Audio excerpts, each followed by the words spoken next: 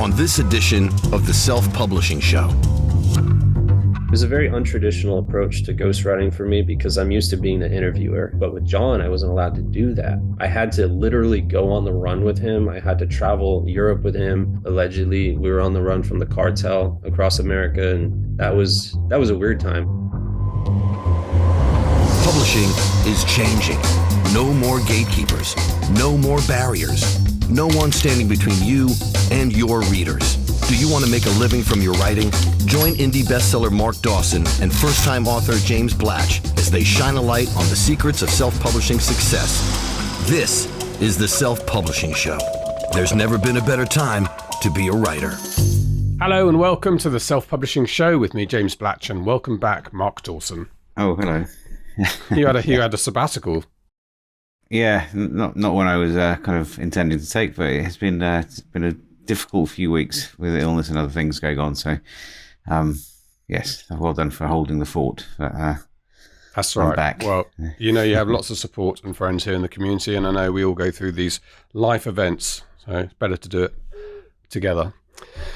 Okay, let us press on. We've got a few things to talk about before we have our interview. A very interesting interview today about somebody who's had an extraordinary experience recently writing a non-fiction book and is talking mainly about ghostwriting, about that work when you work alongside somebody else to produce a work, and very often your name's not on it. We've talked about it a little bit before, but he's in a very good position at the moment. He's a very sought-after ghostwriter, and you'll find out why coming up.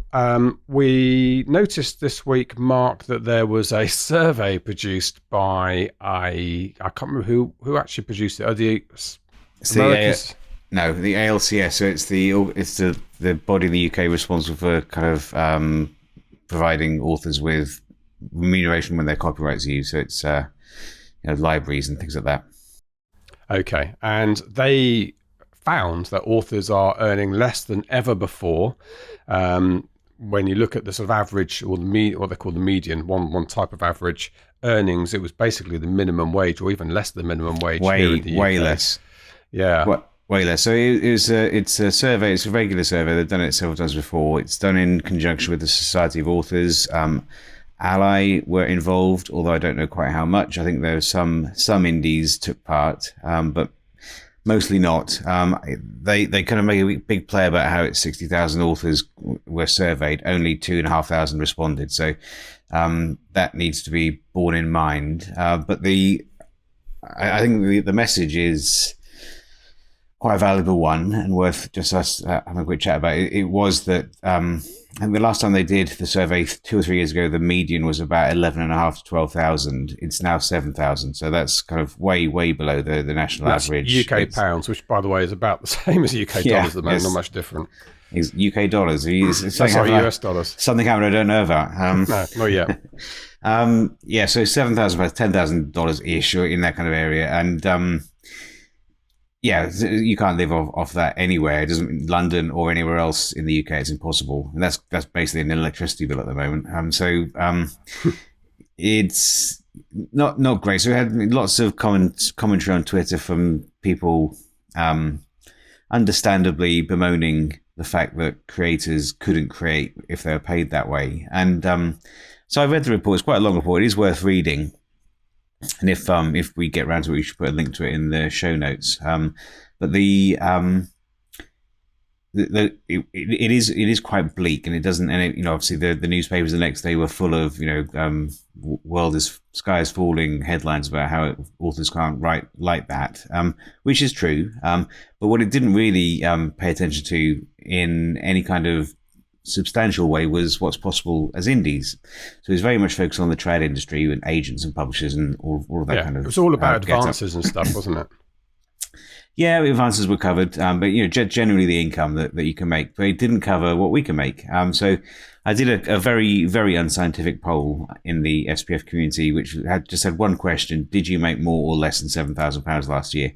We had about 500 responses to that, and over half, I think 52% or 53%, made more than 7,000, which, and obviously of that number, some made much more than 7,000. Some would have made 7,000 in a couple of days. Obviously, that's kind of at the top end, but many more made more than 7,000 than seemed to be the case in the survey. So I posted a kind of a thread on Twitter that I don't normally do, but I thought I'd just kind of at least flag that, and I got a couple of likes from some of the involved parties, the Society of Authors and things like that. But it's all kind of well and good, but they still don't. Authors still don't know what's possible. It's ridiculous. You know, you kind of.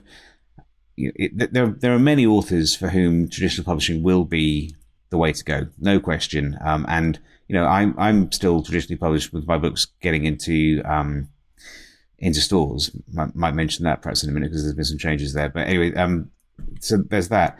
But of these authors, I'm reading in the comments I'm seeing on Twitter from some of the people who are responding to the survey being posted. We're like, I'm thinking about giving up. I've got a manuscript, like it's not selling. My rights have reverted. What was the point? I can't do anything with them. And just kind of thinking, what? Yeah. Well, you kind of think, it's easy to say what rock have they been living under, but I suppose also there's, as someone pointed out to me the other day, it's very easy for us to think that, but we're in our own little echo chamber where we know everything about indie publishing, and we know how to do it. We know what the possibilities are, but most authors and most people still don't know. No. They don't know, or if they do know, they think, I can't possibly do this. It's too difficult. I'm not technical. All of those kinds of things we see all the time for people who are finding reasons not to get their books out there. So it's, I suppose what I take away from it is, number one, being traditionally published is definitely not a guarantee of riches and fame and fortune. It's never been less likely to deliver that. And number two, most people don't know what the alternatives are. Yeah. Which, even as, I've been doing this for 10 years now. And I think I spoke to Darren Hardy the other day, and I think KDP is 15 years. So, this is not a new thing. It's been going for ages, and people still don't know. No, it's amazing how quickly bands appropriated platforms like Spotify and Napster, and how quickly fans realized that was what was happening, and the world changed over in terms of indie music, and how slowly that's happening in publishing. Whereas you've got this hardcore of authors, which may be 500,000 strong, something like that, who are indies and have adopted it and are very passionate about it. But outside of that, which is millions of people around the world involved in publishing, is a slow take up, and the public at arm's length from that. So it is odd. But I think it's always heartening for people listening to this podcast to know that you're in a smaller group than you think you are, of people who are aware of indie and the levers to pull to make that career happen. I also think that the survey itself was a bit flawed because it doesn't really take into account the changing nature of publishing. I mean, you've got, what is an author is a good question to start with here. I think in the traditional sense, somebody who's been offered a deal, I suppose, at that point onwards has a deal and has income. And in the old days, that was a moment to quit your job as a solicitor or journalist or whatever you were doing and live off your income as an author. That's simply not possible anymore. The advances aren't there. The income from traditional publishing is nothing like what it used to be. And so I suppose they replicate a little bit more like what we're like, which is someone in my position has a full-time job, effectively, is writing on the side and building up an income. At what point, so my median income at the moment is going to be on the lower scale of that, or actually might be above 7,000, lower scale of that. And there'll be people who haven't published yet. Many thousands of them listening to this podcast probably haven't published yet. And a few hundred who are making seven figures, and a lot of people in between. And that's almost impossible to do a median income, I think. It doesn't take account of the nebulous, is that the right word, nature of how publishing operates now. It's a survey designed for 20 years ago.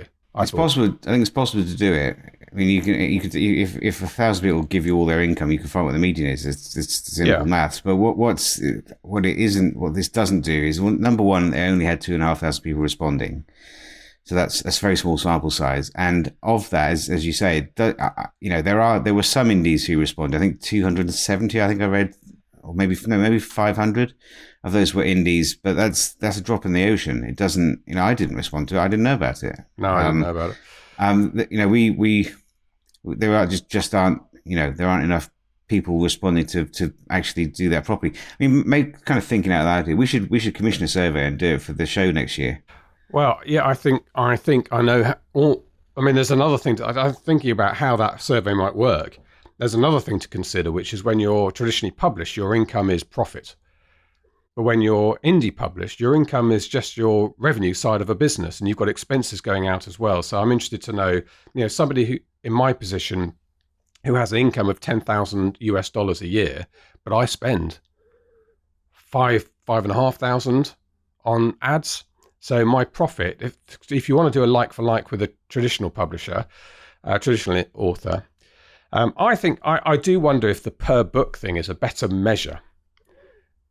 If you say how much do you make per book, so your profit if you're indie or income if you're traditional divided by the number of published books, that for me is an interesting figure, because that takes account of somebody who's an indie but hasn't got going yet, really has like 1 or 2 books. Or, takes account of somebody who's got 30 books. Maybe that's what we should do. I don't know. We'll think about that, but we should think about getting someone professional who knows about surveys more than we do. We need to get the Nielsen guy on, don't we? We were going to get him on a while back. I mean, this is somebody to talk to about this. They do a lot of not surveys. That's not. We need a specialist.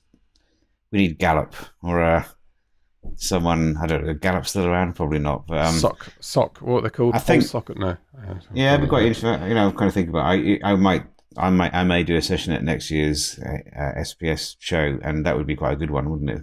Kind of a compare and contrast between the ALCS survey on the one hand and a kind of an indie survey. I think that would be quite a good one to, people should be interested. You should, would we get newspapers that you're kind of posting headlines that authors can't turn their heating on because they don't make any money? Yes. Would they say, indie authors have heating on all the time? Yes. Indie authors wandering around their house in just a towel because it's so warm in the house. We could get together with 20 books and Readsy, a few other organisations and commission. We need to start that now, though, because there'll be a lot of lead-up work to that. I'm keen on that. Let's do it. I'm sure everyone else will say yes to that. So. Yeah. And I'll tell you what we'll do. We'll include trad authors in that as well. I think we should. Any authors. Absolutely, all authors. So it takes over that survey rather than does the indie version of it. Yeah. Okay. Sounds good. Anyway, you can comment below if you have anything to say on this subject, or preferably in our Facebook group. We can have a discussion on it. Good. Okay, I think we are going to just quickly mention our challenge. So Facebook ads, which are absolutely a driver for my growing income, 100%. I am getting more and more into Amazon ads, and I am running them at the moment, actually, and knocking around the profitable bit, but I need a few more books, I think, for that to work properly. But Facebook ads are my bread and butter, both for me and for Fuse Books, our imprint. And we want to get you running Facebook ads, familiar with the platform, competent to a level where they are going to be working for you. So we're going to run a challenge. We're going to do this in January.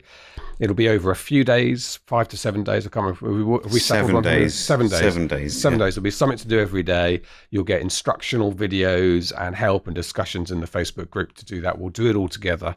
I just want to flag that up. So the only thing you need to do at the moment is be on our mailing list. If you're not already, selfpublishingformula.com, just enter through the front door there, or be in our Facebook group, preferably do both of those things. And if you just search for SPF Community on Facebook and join that group. I'm looking forward to that. We've got Christmas. We can have some downtime over Christmas, but then we can get going in January and get off to a flyer in January. For whatever anyone says, and we always have these rumors about the Apple iOS changes that mean it doesn't work anymore. But Facebook ads not only drive profit for me, drive profit for our Fuse authors, they've actually got much better. I don't know what it is. In the last 2 or 3 months, I think I'm getting back down to 11, 12, 13 pence per click on my books, which I hadn't seen for some time. I don't know whether it's the recession that bigger businesses pulled out of. It's cut its advertising budget. You can imagine in a big corporation, the first thing the crusty old CEO is going to do, it's a bit of a cliche, is say, well, what's this money on Facebook? We're not giving them any more money. And so they've slashed that budget, put it back into billboards and magazine. And that's to our advantage. That's just a guess, by the way. Yeah, maybe it's definitely a not bad time. Also, kind of pre-Christmas, not quite into Christmas yet. Yeah, no, it's I still run plenty of Facebook ads. I mean, what we'll be doing in the challenge is list building. So we'll be finding new readers, which is very, very important. And I think it'll be fun. We should join the list, and we'll do it. I think through a Facebook group that we'll start to promote quite soon, where people can join that, and we'll have videos and conversations and things that will help you to start running those ads.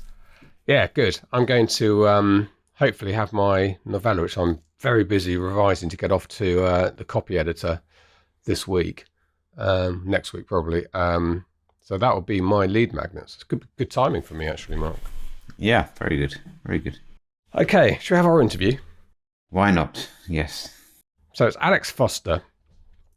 Alex very recently interviewed a very well-known person. I'll let him, well-known and notorious for all sorts of reasons, and did his autobiography, came within inches of losing his life during the process, but understands more than anybody, I think, that process of turning someone's life or the story of a corporation or whatever it is into an actual readable story, which is the trick of nonfiction and autobiography, and how to be a ghostwriter, how to compile that information, the process to go through to make that work for you.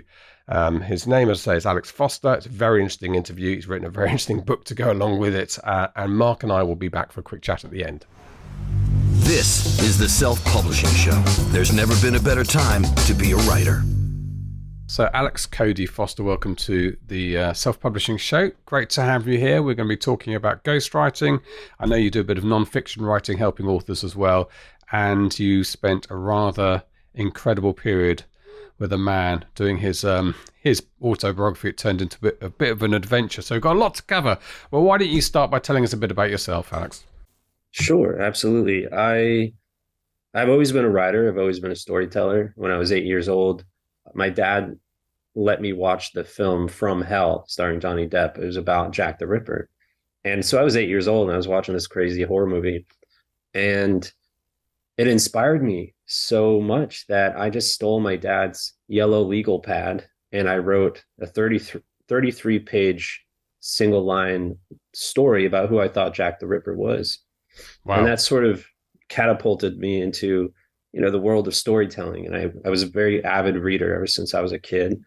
In high school, I was kind of a bad kid, actually, and I got in trouble and I was almost expelled, but my guidance counselor argued on my behalf because I had, spoken to him for hours and hours about literature. And he said, he's a bright kid, let's give him another chance. But as part of that deal, he gave me a write-up, a piece of paper he printed out. It was the Times top 100 books of the 20th century. He said, Alex, you have to read all these books by the end of, your stay here at the academy.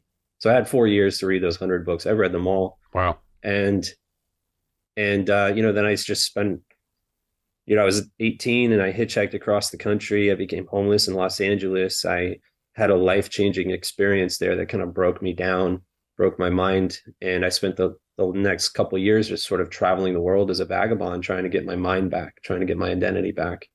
And it happened during a 4-month journey by sea to the along the inside passage to Alaska. I had sort of an epiphany. For the first time in years, I became a person again. I had an identity. And that day that I got it back, it was in Seattle after 4 months. And that's the day I decided to become a writer. And quite quickly, I was 21 years old, and within a year, I had secured my first ghostwriting client by accident, who turned out to be kind of a sociopath. It was a bad intro into ghostwriting, but I fell in love with it.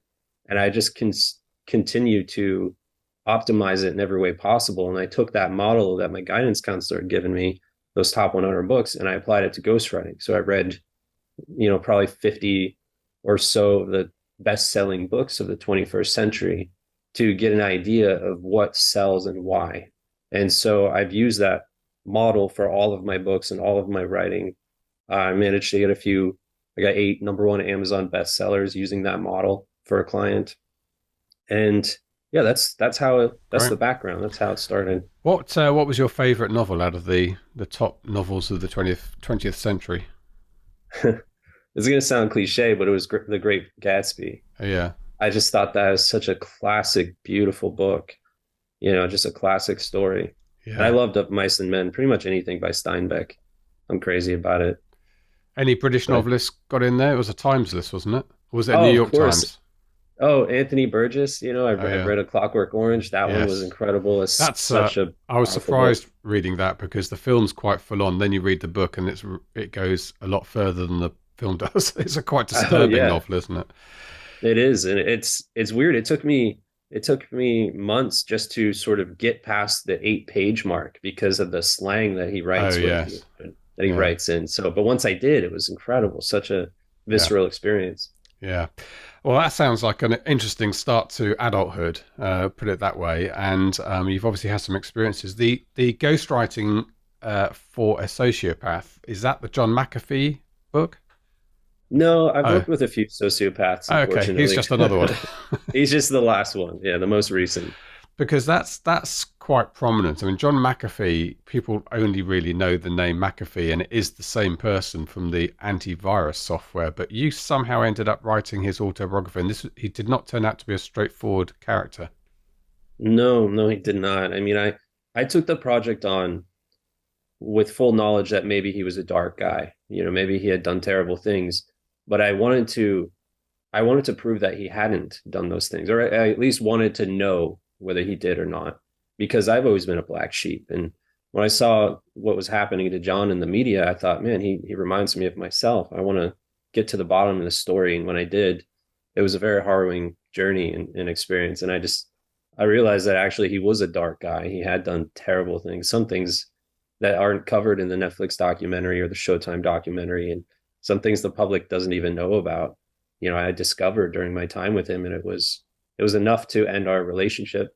After 6.5, 7 months, I terminated our agreement, even though we had a pretty awesome agent on board and out of New York, and he said that we could easily get, 6 figures, possibly even low 7 for the book. But I didn't want to compromise my integrity by doing that. I couldn't do that. Because you felt the book would somehow sanitize what was a bad character. Absolutely. It was a very untraditional approach to ghostwriting for me because I'm used to being the interviewer. I set up the interviews. We're in a quiet place and there are no disruptions. But with John, I wasn't allowed to do that.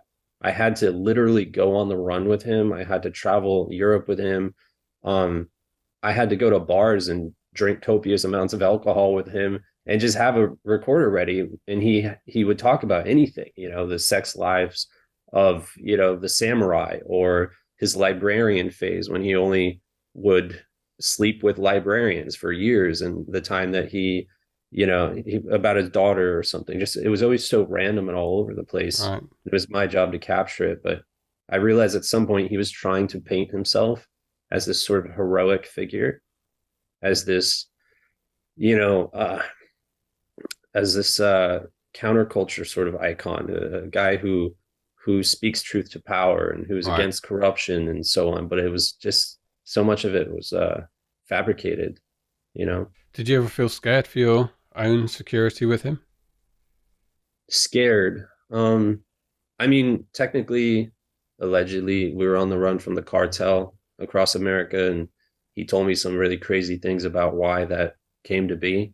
That was a weird time. I wasn't scared. I was more so excited.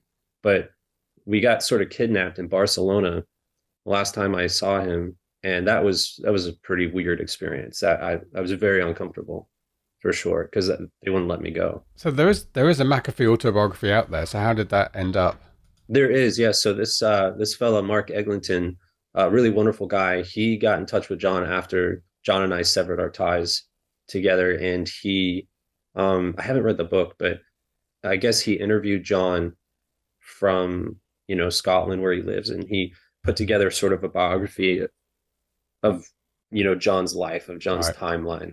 Not really sure what's in that, because at that point the interesting thing with John is that when we were working together, he wasn't on the run from the SEC. He wasn't in their purview, so he told me crazy things that would probably get him imprisoned. So I think, I don't know because I haven't read Mark's book, but maybe he gave Mark the sanitized version because he was on the run. He didn't want to say things that would get him into further trouble. But again, I'm not sure. Yeah. But I think you have written your account of what happened, and that I think you published that recently, right? Yeah, a week and a half ago. And I think what's really cool about Mark's book and my book is that Mark was writing the biography of John, right? But the way that my book is written, it's not a biography of John. It's sort of a gonzo journalism take of being with a madman. So the things I saw, the things I heard, the things I experienced, more so than John's like history. I tell everybody it's not a biography. It's more of a story. Yeah.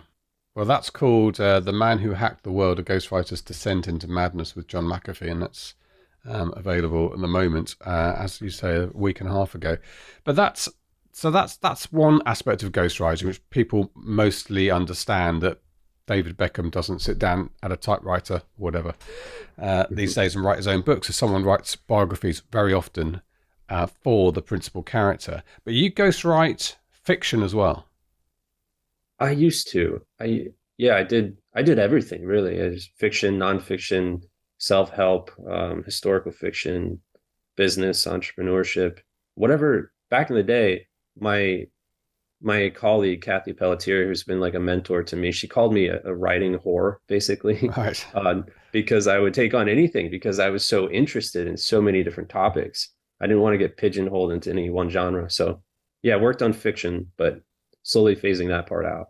Okay, so you're not doing that so much anymore. And I often wondered with ghostwriting, we had Cara Thorburn, who ghostwrites romance fiction at the moment, and I often wonder what the attraction is of doing that when you could just be writing it and putting your own name on it. That's an excellent question. And that's what a very prominent novelist asked me way back. And he's the fellow that I got the bestsellers for eventually. I said, well, it doesn't really pay. It doesn't really pay to just be a writer these days. They say don't quit your day job, and it's accurate for writing. Oftentimes, the top 1 or 2% of writers really are able to write full time and earn income. But with ghostwriting, I probably earn 5 or 7 times more than I would make as a traditional author.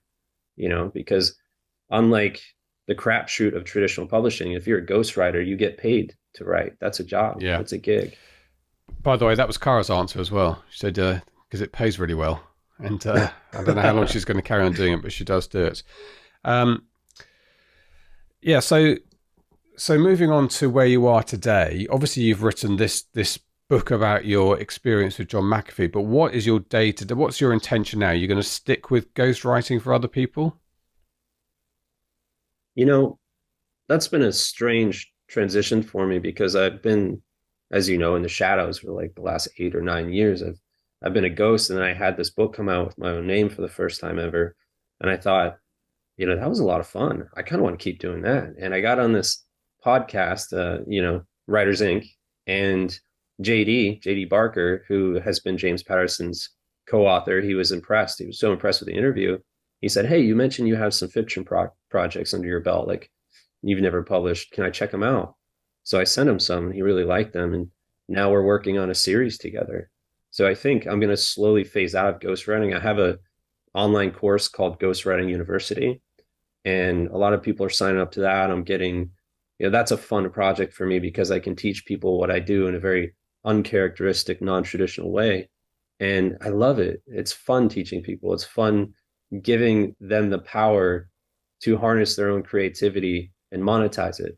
So that's probably what I'm going to be focusing on in the future, as well as working with JD under my own name. Yeah. And JD's, I think, is a really good example of how ghostwriting is evolving at the moment. Because when I first started chatting to JD, maybe 4 or 5 years ago, it was a secret that he was working with James Patterson. In fact, I was with him once, and he answered a phone call and said, hi, Jim. And it was actually, because he was very hands-on. But now, I walk into my local bookshop here in Huntingdon in the UK, and there's JD Barker's name in bold print underneath a James Patterson book. And I think that's seems to me a better way of doing things, a more honest and fair way of doing things for both parties.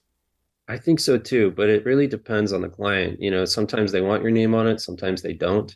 For me, it was that I built up a successful platform as an author, and now my few ghostwriting clients who are ghostwriting clients, now they're asking if I could put my name on the cover.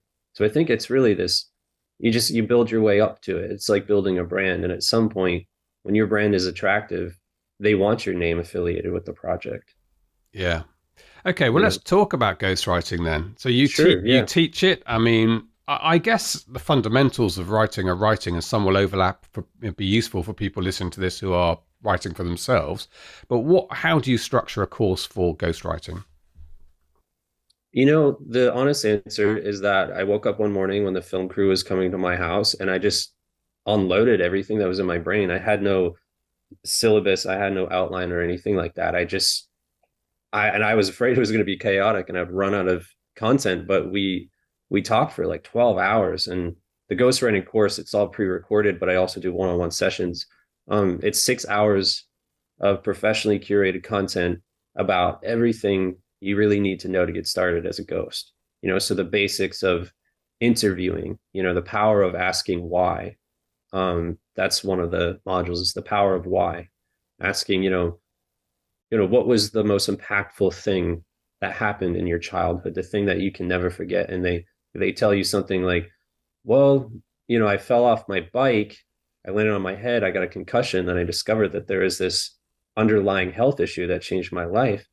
You got to say why. Why did it change your life? You can't just let it end there. Oh, okay, cool. Moving on. So blah, blah, blah. What was it like at 10? You got to get into the depth of the story. And so that's one of them. Interviewing, contracts, negotiations, finding what I call the mythical white whale.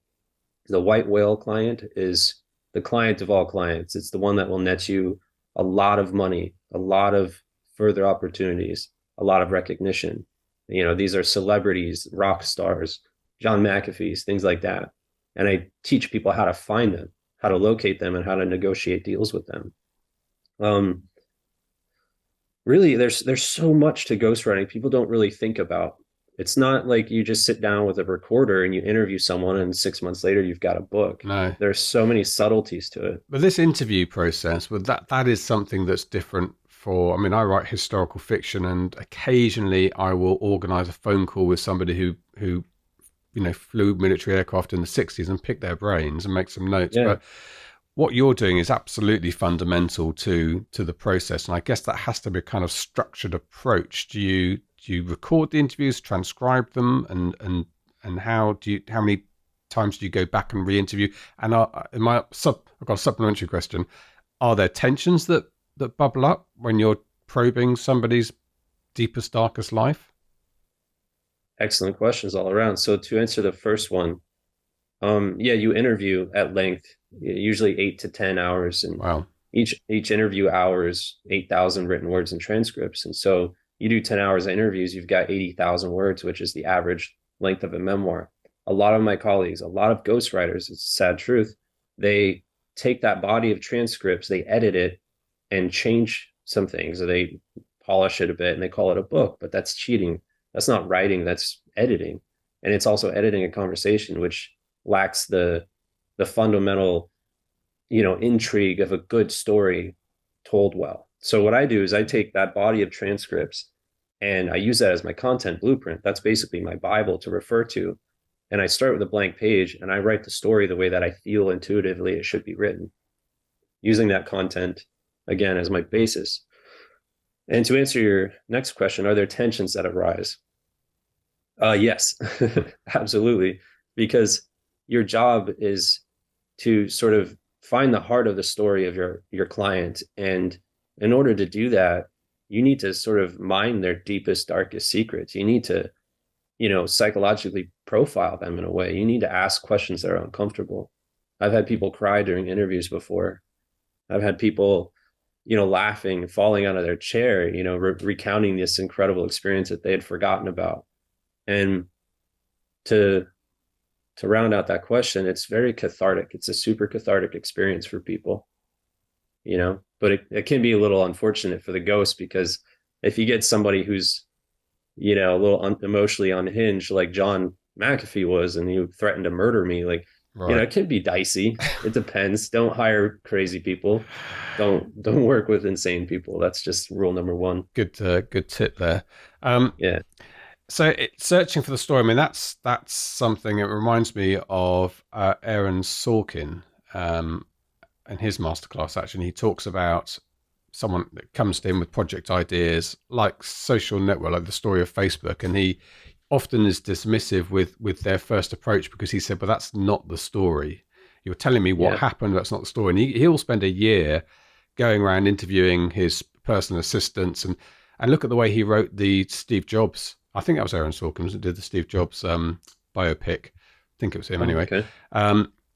The story turned out right. the story turned out to be just the relationship between Jobs, his assistant, and his ex-wife, and that told the story of Apple. And Social Network became really about Mark Zuckerberg's personality and some share stuff. But he digs away. So I think that's something we can take into our fiction books when you come up with your story. But what is the actual story? What are you telling here? What's the change? And I imagine sometimes, well, not sometimes, I imagine almost every time you sit down with the subject with an autobiography, they've got an idea of what their autobiography is going to be like. But you're searching for the actual story. And that's going to be an even bigger clash when you start to draw this together and say, this is what I'm focusing on.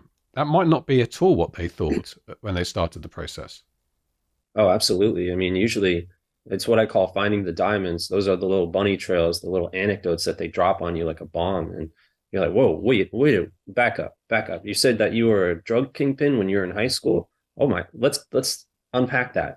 How did that affect your business practice? Now you're a multimillionaire, super powerful. I would imagine there is some correlation here, and so I hope that answered the question. I kind of ramble sometimes. Oh no, that's good. Well, I don't know how that circle's ever squared though. Do you ever get to the point where your subject is saying, yeah, but I just don't want to go down that track, and you're thinking, but this is, and that happened to me as a journalist, by the way, a lot off air before you did when I used to be a news reporter. People would often say amazing things off air and then say, yeah, but I'm not going to say any of that on air. That has never happened to me aside from my time with John. John would tell me things and then realize he slipped up and he shouldn't have told me as much as he did, and just say, hey, I get final say over everything that's in the book, right? And I said, yes. And he said, okay, well, I don't want that in the book, and right. So that, or I would be interviewing him and I wanted to ask about his daughter. And I wasn't allowed to ask about his daughter. That's something that his executive advisor always cautioned me against, but I had to. It's part of the story. How do you be John McAfee without ever talking about your family? Why is that? Why doesn't he talk about his family? So I had to ask that question, and he just lashed out at me. He did not want to talk about it at all, threatened to leave and stuff and fire me. So you don't think he was delusional about some of the stuff he talked about? Those stuff that slipped out, do you think it was all true? I mean, in the end, you walked away because you felt he was a dark character, but do you think he might have been psychotic as well as sociopathic? I think he was on the psychopathic spectrum, absolutely, and delusional in a way, drug-induced paranoia. He was also paranoid because he knew a lot of dark secrets on powerful, wealthy people, sort of a la Epstein, Right. And so that made him very paranoid. He had information, but a lot of what he told me was factual, but also a lot of what he told me was just a pack of lies. So my job was to be discerning enough to, try to understand when he was telling the truth and when he wasn't. And being that I worked with him for so long, I got to know him, and we got very close. He used to call me son, and he only did that with a handful of people. I started, becoming more adept at understanding when he was telling the truth or not. Still, and you're all the time thinking, what shape is this book going to take, and where's the story having to do that? And at some point, in that particular case, ending up walking away. But going back to this idea of trying to find the essence of the story, I guess this is something you could do with somebody without their cooperation, right? In fact, I suppose Aaron Sorkin probably didn't have the cooperation of Mark Zuckerberg when he wrote Social Network. And you could choose a character. You could choose Jeffrey Epstein. Yeah, You could absolutely. choose or Ghislaine Maxwell, someone, and people presumably have done that and write those stories. That sounds to be a similar approach to what you're teaching. Yep, exactly. And that's sort of the white whale approach right there is pick a story, pick a person who's well known in the public domain. And, if you want to write a book about them, go ahead. But depending on who it is, it would certainly benefit you to have a collaboration with them, not Epstein, No. or Maxwell or anybody like that, but someone who's famous and someone who's in the public lexicon. And have a lawyer, I think probably And absolutely have a lawyer, would be a it. good one. So this course, where can people find it, Alex? Sure, they can find it at ghostwritinguniversity.com. You can sign up for a free mini course. I think it's 7 valuable lessons that I learned. Man, I wish I had this course when I was younger. I wish I knew these things because I had so many pitfalls and time wasters. And like one of the things I talk about is being that, I get 30 requests every week from potential clients, 85 to 90% of which will ultimately lead nowhere. So it's roughly 20% of potential clients I actually speak with. But every email, every message, every project request that I receive, I ask 3 questions right off the bat. 1, what is your ultimate goal for this book? 2, what is your budget? And do you have, or if you don't have one, are you familiar with ghostwriting rates? And 3, when do you want to get started? Based on those 3 answers that they provide me, I know early on whether I would consider working with them or not. And that's just a super simple hack to save you so much time. So you don't do 4 or 5 1-hour phone calls with someone and then broach the subject of budget. And they say, Yeah. oh, I was going to spend $3,000 on the budget. And you're thinking, wait, I could make more working minimum wage at McDonald's, for 6 months. Yeah. This is crazy. So a lot of hacks in the program. Well, let's talk about budget. I imagine you're quite sought after now, and it must be a marketplace to an extent. But is there a guideline for what people should be charging? There is no definitive guideline in the industry. There are some benchmarks. If you're just starting out, you have not written a book, but you're a skilled writer, it wouldn't hurt to be charging $10K, maybe more, maybe $15,000. Also, it's very different between the markets of the UK and the US. I've noticed that for some reason, ghosts in the UK charge less than the ghosts that I know in the US. I'm not sure why. I mean, we're a very materialistic country. That's probably why. America. You've got to pay for that wooden lodge you're in. Exactly. But if you're a published author, or if you have written a book before, it wouldn't hurt to charge $20K. If you're sought after, maybe you have some bestsellers, you go up, you do $55K, 75, 100 plus. Depending on your efficacy and your track record, if you're successful and you're sought after, you can charge 6 figures easily. Okay, and that's getting after the more serious end of things. I mean, I guess every major politician and major sports star at some point signs a deal with a big trad company, and they have their in-house staff, do they, or do they call people like you to write those?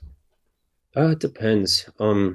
I got a guy over at UTA, United Talent Agency, who's worked with some billionaires and rock stars and stuff. I'm on his list. He's got a short list of ghosts that he reaches out to.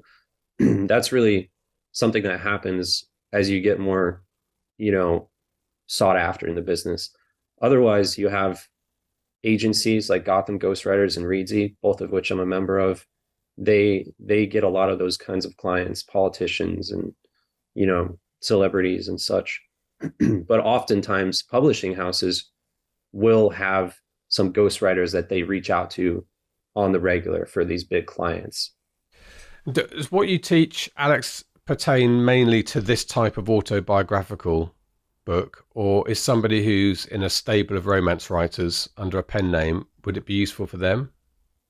It's useful for all demographics. It's primarily geared toward interviewing, so that would be in the nonfiction and fiction sector, mostly business and memoir as far as nonfiction goes, but it's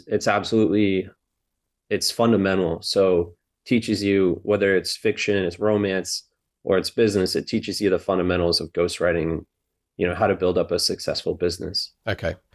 So going back to your process, you've done your interview, then you have your 80 odd thousand words transcripted, and from those discussions you, I suppose, have been searching for these diamonds, for these moments that tell the whole story and the shape it's going to take. There must be some traps here, I imagine. One is maybe subjectively trying to force a story onto the situation, thinking, well, that would make a good story, but it's not really the case. The other trap, I suppose, is not really having a coherent structure to it, which I have read some autobiographies where I think could have done with a rewrite at some point to structure this better. But yeah, I mean, talk to us about that process, about once you've got your interviews done. Once you have the interviews done and you have your content blueprint, all of the transcripts indexed according to your outline, then you need to pour over that content, because you're going to do some follow-up interviews. That's usually when you find the diamonds. I mean, for me, I usually find the diamonds right during the interview process. So I start unpacking it during the interviews. But starting out, you probably won't pick up on it until you start reading the transcripts. And that's when you get your client on the phone and you do a round 2 of interviews and you start talking about those big topics. And then it's just the magic, at least for me, the magic of creation. It's just you're sitting down with a blank page, drawing from your transcripts and, visualizing the story in your head like it's a movie, and then writing some baby steps. You want to talk about, well, let's say they're a very powerful businesswoman who's built a empire. She's got a unicorn, and there are not a whole lot of women in tech these days. It's becoming more and more prominent, which is good. She's had a hard life. She grew up with no dad, but her mother was an addict, and she had five siblings, and she essentially had to become a mother for when she's a teenager. And that level of responsibility is directly related to her tenacity in business, so I'm just making that stuff up. I haven't worked with that person, but you got to intuitively then unpack the story page by page, chapter by chapter, in a way that you think will resonate the most with the reader. And it's an intuitive process. I talk a lot about it in the course, but it's one of those things you can't really quantify. It's like, it's hard to describe how does one use creativity? How does one find it? It's just kind of there. And you gotta technically find it in your client, and you gotta mine that creativity for detail, and then you present it, word by word. Sorry, I'm rambling again. No. So I think what you're basically saying is you've got to put the work in here. You have to put the graft in. You have to be really familiar with everything that you've gone and then go over it again. Because I can imagine it is easy to skip some stages at that point. You've got the 80,000 words, as you say. Some people just organize that. And I've read some really great biographies I love, historical books, and I think very often the technique I like in these books is they start with one scene which doesn't necessarily sit at the beginning of their life, or it might be the middle, it might be the last end of their life, but it's a scene that somehow does, I think, what you were talking about there. It captures that one thing. So in the case of that businesswoman, it might be her as a child and an episode that illustrates her tenacity. Absolutely. So that's the sort of thing you're talking about. 100%. That's the diamond. You got to open with the diamond. And if it's this incredible story of this entrepreneur who's founded $1 billion plus company, you might not just start with the predictable. You might not just start with some boring boardroom meeting where she decides to merge with this other huge company and it becomes massive. People don't want that. They want to see the mother, having a drug overdose when she's 13 or 14 years old, and her siblings are all, starving because there's nothing in the fridge or in the cabinets to eat. And she's got to rush to the phone and frantically dial 911 to hopefully save her mother's life and save her and her siblings from having to enter, child protective or, services. And so that's what draws you in. That's when you see a different side of your subject and you're like, whoa, there's more to this person. I want to read more. I want to continue. That's what you got to do. So what's your life look like at the moment, Alex? You say you get pretty much inundated with requests from people. What sort of person is contacting you now? Oh, so many. My God. It's you just imagine every demographic of people. And since that film came out, they're reaching out to me, which I feel very humbled by. I can't take on all that work, but I refer a lot of it to my colleagues. But my day to day, it's pretty peaceful. I have this beautiful log cabin home on the coast, and I live with my girlfriend and our 2 dogs, and take the dogs on walks every day when I'm in between breaks from writing. And I interview a lot of people, so that's still going on. I'm still interviewing lots of clients, but yeah, that's it. I wake up, I get coffee, and I write. That's all I do. So sticking with the ghostwriting other people's lives, that's what you found yourself best at. Absolutely, yeah. Fantastic. Well, you better remind people where they can find the course, Alex, if they want to learn from you. Sure, they can find the course at ghostwritinguniversity.com. And the book, The Man Who Hacked the World, it's not just the story of John or the story of me. It's really the story of the evolution of a writer and how one can become a writer and become a ghostwriter. So if you're interested in that sort of thing, I would recommend it. Yeah, fantastic. And that's I can see it on Amazon. Is it wide? It looks like it is wide, actually. Yep, all over. Barnes and Noble, Turner Bookstore. It's all over now. Superb. Well, if you're watching on YouTube, one of your dogs did make an appearance in the background, silently, because I think you took off the jingly collar beforehand, which is great. And it looks idyllic. It's been a real pleasure talking to you, Alex. Yeah, I suspect we might even talk again in the future, because it's a big area, and you've had an extraordinary last 12, 24 months or so, I think. Well, in fact, you've had a fairly extraordinary 20-odd years. That's what people keep telling me. Yeah. That's why I wrote the memoir. Yeah. And at some point, an agent out of New York, really wonderful guy, he's my agent now. He said, Alex, I don't care if you work with me or you work with somebody else, but you got to tell this story, man, because it's crazy. And so I decided, it was so cathartic being in that Netflix movie and talking about my time with John. I'll just tell the whole damn story. And I did. And it was like, I tell people it felt like an exorcism. It was a very wild experience, but yeah, people like it. I guess I can't judge it. And it's raised your profile, which has helped in your business as well. So absolutely. Yeah, I'm very grateful. Alex, thank you so much indeed for joining us. Thanks for having me. Have a great day. This is the Self-Publishing Show. There's never been a better time to be a writer. There you go. Do you know, I wasn't completely across the John McAfee story. I mean, I'd heard it when he talked about it. I remember stuff being in the press at the time. But it's funny to think we all used that McAfee virus software without really knowing there was this, frankly, sociopathic, possibly psychopathic person behind it. There's a really, really good Netflix documentary about him. Yes. That he is he alive or dead? I don't know. He's dead now. He's dead. I can speak completely freely without fear of libeling anybody. No, he was a very interesting, colourful character, to say the least. So on the run for ages from various governments trying to find him. Very interesting. Well, that was interesting talking to talking to Alex, and you can hear in the interview that Alex is convinced that this wasn't an act. That he didn't say this, and I'm not going to put words into Alex's mouth, but my inference is that McAfee has killed and done lots of dark things and had good reason to be on the run. But yeah, interesting. Well, the reason he went on the run was because his neighbour was killed, and the suspicion, the allegations were that McAfee shot him. Yeah, I don't know. I don't think it was ever proven, but it certainly was a little bit murky.